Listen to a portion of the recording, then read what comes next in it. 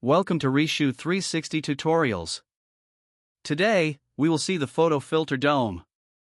Before starting, select a 360 photo or a 360 video you would like to edit. Now, select the preset photo.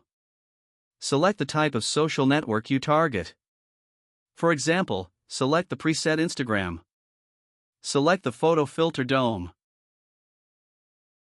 You can see a preview of your final photo and you can modify some parameters of the filter. Each parameter can be modified with a slider and more precisely with buttons plus and minus.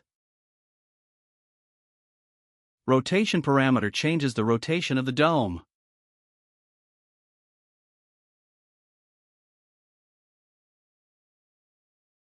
Curvature parameter modifies the angle of the dome. Now, you can export the final photo by using the button in the top right corner.